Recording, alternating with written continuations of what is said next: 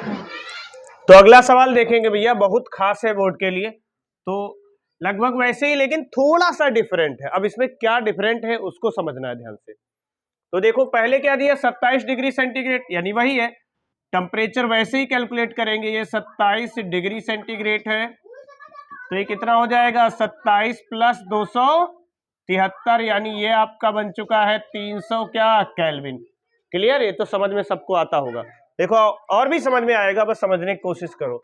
m/10 जो दिया है, ध्यान रखना, यही मैं कह रहा था कि इसको डेसीमोलर भी बोलते हैं। देखो इधर, डेसीमोलर या m/10, ध्यान रखना ये मोलरता दी है, यानी यहां पे मोलरता की बात करेंगे, यानी ये C दे रखा है क्या 1/10, ध्यान रखना, यही मैं समझा रहा था। वैसे मैं C को कैलकुलेट करता था, यहां पे दे रखा है देखो डेसीमोलर या m/10, यानी C हमको मिल गया, C जो है हमको मिल चुका है। अच्छा, तो फिर रह क्या गया है, परासरण दाब निकालना है, यानी हमको P जो है क्वेश्चन मार्क है, ठीक है, और S या R जितना लिखा है फिक्स होता है, 0.0821 लीटर वायुमंडल, ठीक है, प्रति केल्विन, या केल्विन इनवर्स भी कहते हैं इसको, या फिर मोल इनवर्स, या क्या मतलब मोल इनवर्स लिखो या फिर प्रति लिखो, ये कहने का मतलब है। क्लियर?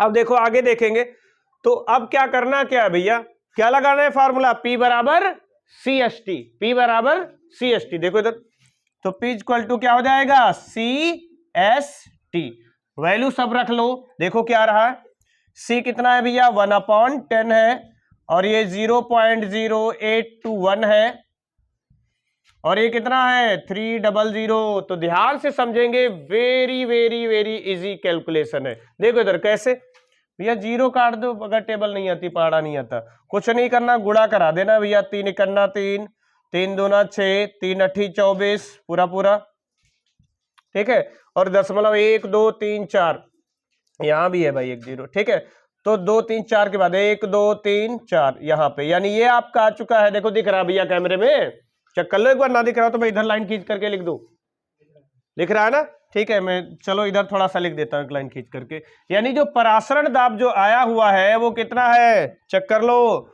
2.463 ATM लिख दो, या वायुमंडल लिख दो, ठीक है, वायुमंडल या ATM, ठीक है।